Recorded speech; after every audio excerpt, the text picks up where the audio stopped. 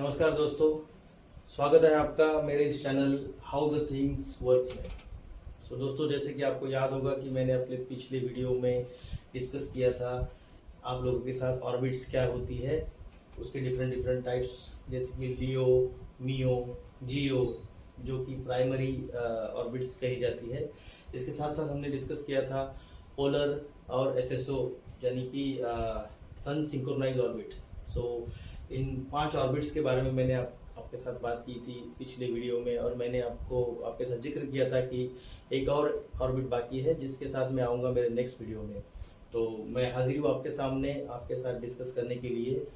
मैं प्रयत्न करूँगा कि आपको मैं इसे सरल सिंपल भाषा में समझा सकूँ कि मुझे आज आपसे क्या डिस्कस करना है। तो दोस्तों, अगर आपको मेरा ये वीडियो पसंद आया तो आप इसे ज़रूर लाइक कीजिए, सब्सक्राइब कीजिए, शेयर कीजिए, और हाँ, इस पूरे वीडियो को अंत तक ज़रूर देखें ताकि मेरा जो पर्पज़ हो वो सॉल्व हो जाए। आपको ये समझना चाहिए, ये मेरा उद्देश्य है इस वीडियो में।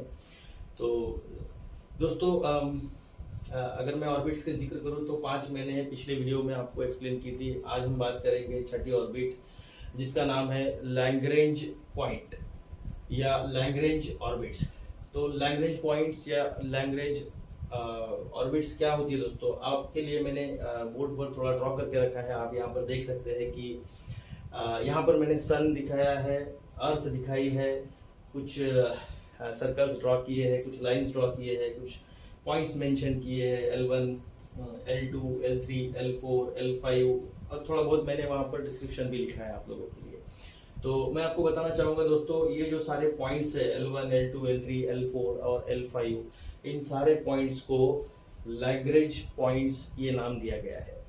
तो ये वो पॉइंट्स है दोस्तों स्पेस में जिनको हम लोग जानते हैं लैग्रेंज के नाम से। लैग्रेंज क्या है दोस्तों? तो लैग्रेंज एक फ्रेंच इटालियन साइंटिस्ट का नाम है। उनका पूरा नाम था जोसेफ लुइस लैग्रेंज।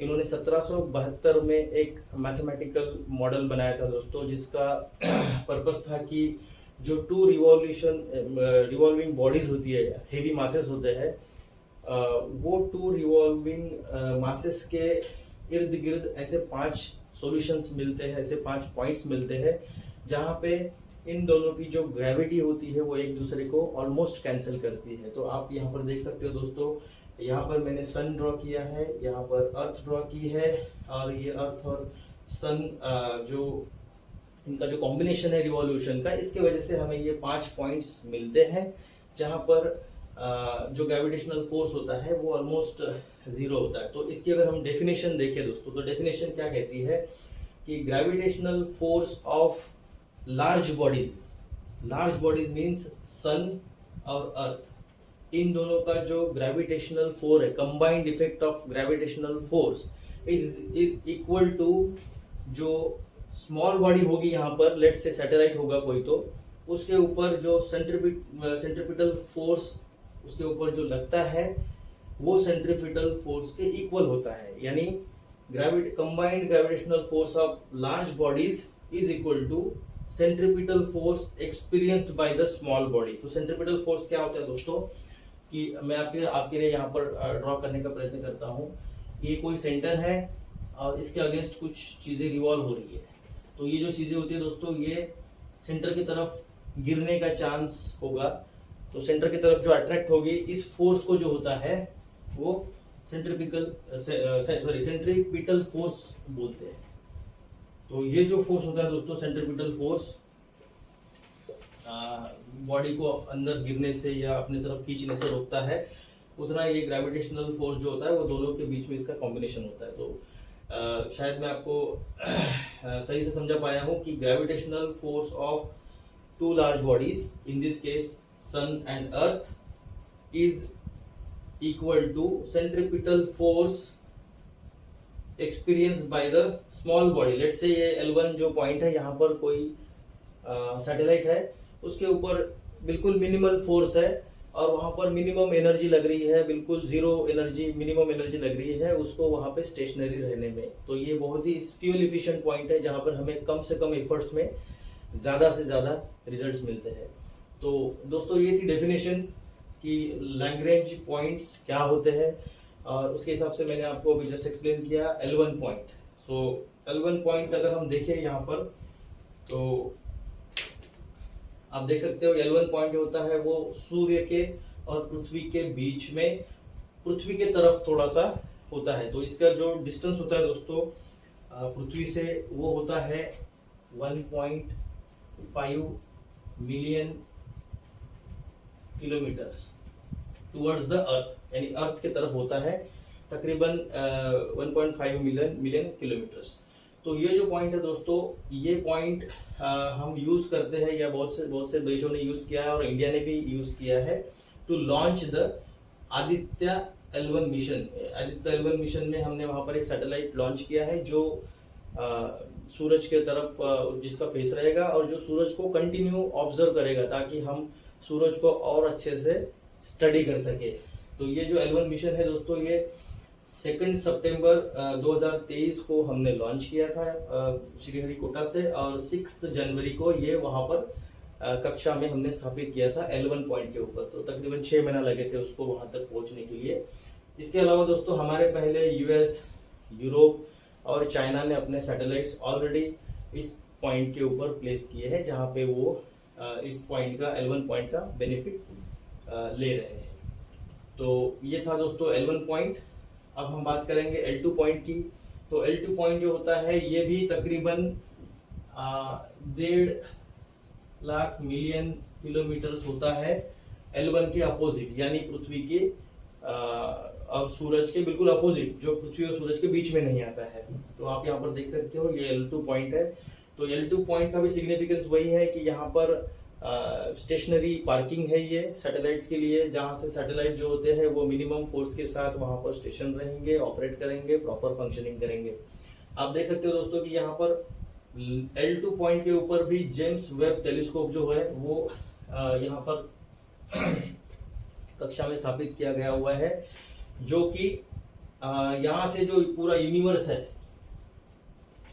सारी जो आकाश गंगाएं हैं, उनके ऊपर ये वॉच करने के लिए, उनका स्टडी करने के लिए, उनकी इमेजेस, पिक्चर्स वो सब लेने के लिए दोस्तों जेम्स वेब टेलीस्कोप का यूज होता है, जो कि L2 पॉइंट पर है। तो L1 के ऊपर आदित्य आया है, मिशन आदित्य है जो कि सन का स्टडी कर रहा है, और L2 के ऊपर जो जेम्स वेब है, सोहो है, ये बहुत सारे सैटेलाइट्स अदर कंट्रीज ने यहाँ पर भी लॉन्च किए हुए हैं, जो आकाश गंगा और डीप स्पेस का जो स्टडी करते हैं। तो हम अभी बात करेंगे दोस्तों L3 पॉइंट की। तो L3 पॉइंट जो होता है ये आप देख सकते हो सन के बिल्कुल अपोजिट है।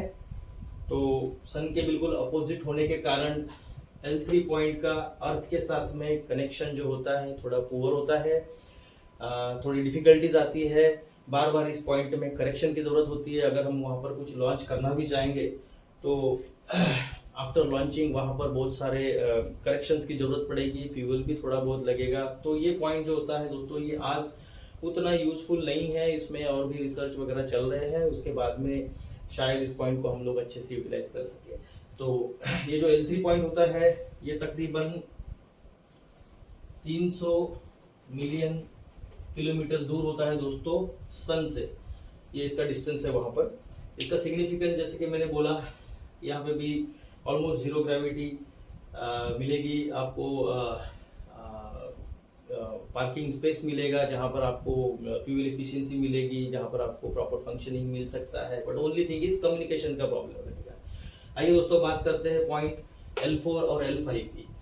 तो आप यहाँ पर देख सकते हो कि L4 और L5 जो पॉइंट्स होते हैं ये क्या है। तो ये सन और अर्थ के बीच में जो दूरी है, सन और अर्थ के बीच में जो ये दूरी है दोस्तों, यहाँ से लेकर यहाँ तक, इस दूरी का अगर मैं यहाँ पर एक इक्विलैटरल ट्रायंगल बनाता हूँ, जिसको हम लोग समभुज त्रिकोण बोलेंगे हिंदी में, तो जिसमें ये अंतर और ये अंतर ये लगभग सेम रहेगा, तो इसका जो एपेक्स पॉइंट होगा वो L4 कहलाएगा। और सिमिलर वे में जो अपोजिट साइड पे जो एपेक्स पॉइंट आएगा वो दोस्तों L5 कहलाएगा। तो ये दो जो पॉइंट होते हैं, यहाँ पर भी आप देखो तो ट्रायंगुलर जो समभुज त्रिकोण जिसको हम हिंदी में बोलते हैं वो बना हुआ है। तो ये जो 2 पॉइंट्स है दोस्तों, ये दोनों पॉइंट भी कांस्टेंट पॉइंट होते हैं। ये दोनों पॉइंट भी अर्थ के साथ सन के सन के अराउंड रिवॉल्व करते हैं। इस केस में L4 जो होता है वो लीड करता है, इस तरह से, कुछ इस तरह से इमेजिन कीजिए आप, और L5 जो होता है वो ट्रेल करता है, क्योंकि ये पृथ्वी के पहले आता है। तो ये जो 2 पॉइंट होते हैं दोस्तों, L4 और L5, ये पॉइंट को एक दूसरा भी नाम देते हैं ट्रोजन पॉइंट्स। तो इन्हें ट्रोजन पॉइंट्स क्यों कहा जाता है? तो ट्रोजन पॉइंट इसलिए कहा जाता है दोस्तों इन्हें, क्योंकि ये जो 2 पॉइंट्स है, यहाँ पर जो ग्रेविटी होती है वो 0 हो जाती है, या 2 मासे से एक दूसरे को, जैसे कि मैंने बताया, कि कैंसिल कर देते हैं, और यहाँ पे जो भी ऑब्जेक्ट आएगा उसे फील होगा कि देयर इज नो ग्रेविटी, या देयर इज नो पुल और नो पुश।